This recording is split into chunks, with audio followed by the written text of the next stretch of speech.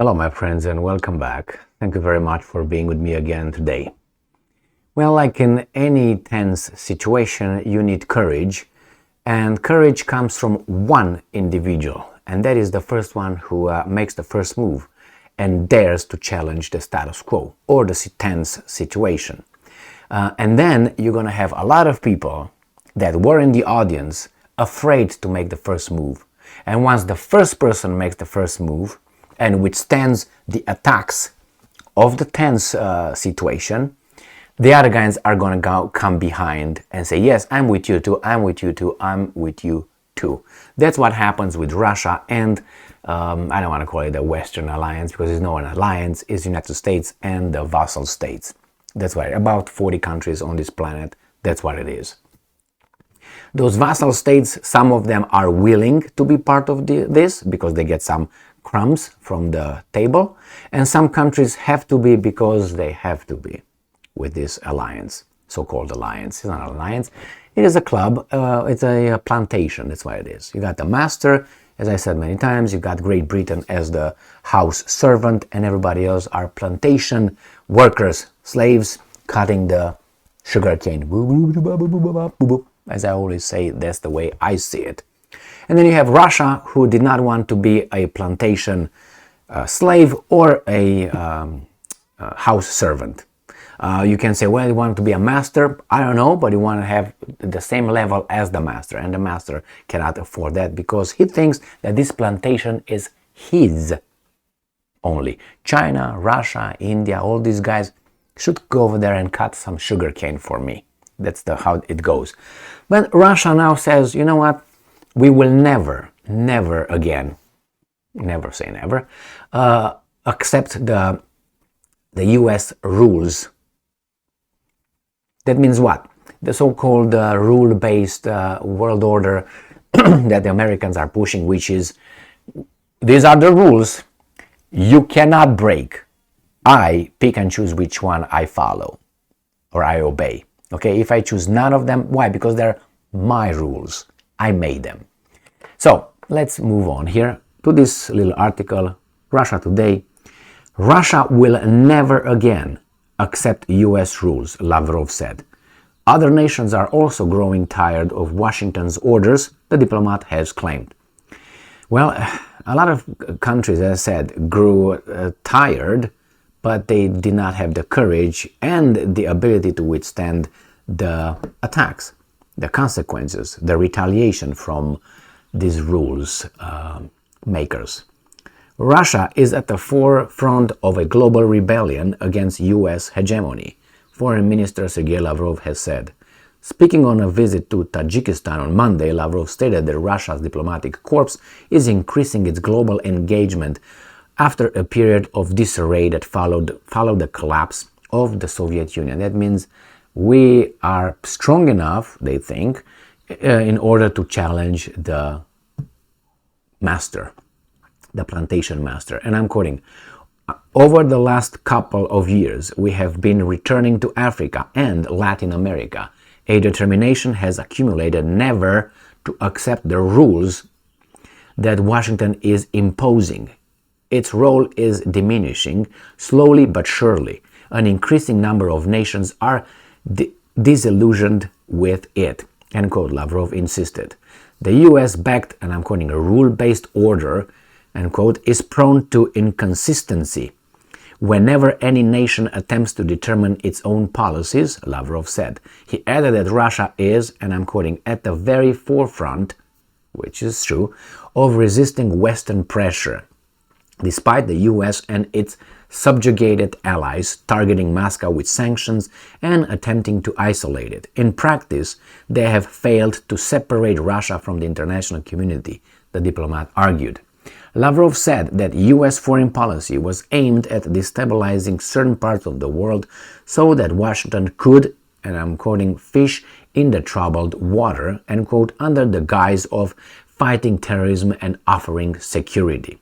This is among the ways Washington coerces others into accepting its orders, the Russian foreign minister added. Even if you disagree with him, think about this way of doing stuff. and then see if you find any signs. Lavrov made the comments as he addressed Russian troops stationed at a military base in Dushanbe. The site is one of the handful of military facilities that Moscow operates on foreign soil. The diplomat said that whether dressed in suits or bearing guns, people were serving Russia, each in our own place, as they oppose Western machinations. Anyway,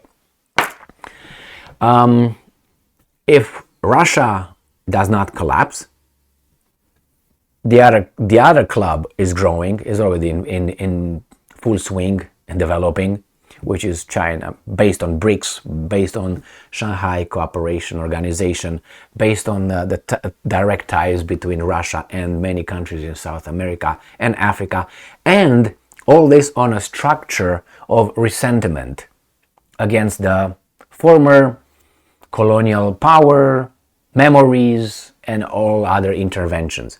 Because they say, well, China and to little extent, Russia are using the US method, and it's not invented by the US, which is, you do what I want you to do, and here is some money, I will give you some aid.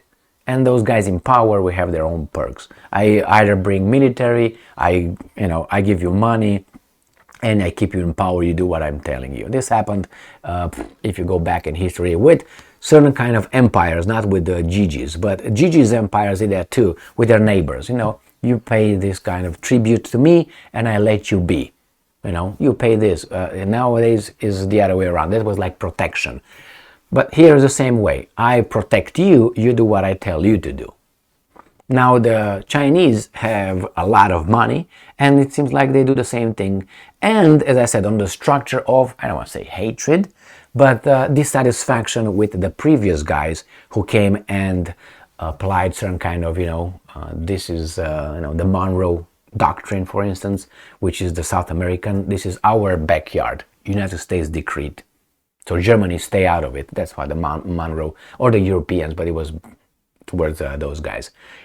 You stay out of it, it's ours. When they started, but that's an old doctrine. So they said the Europeans stay out of our backyard, right here. But why aren't you the backyard of, let's say, Honduras? Well, you know why. Because they want to punch you in the face, basically. So that's how it went. And now it seems like these guys are sick of, being, the government being, toppled, and Allende and others.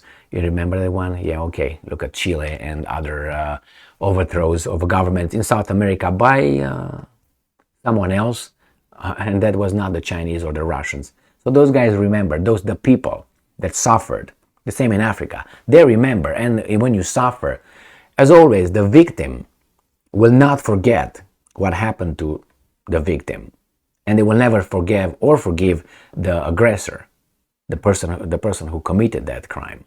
But the aggressor forgets, because for him or for her it was just something part of his nature.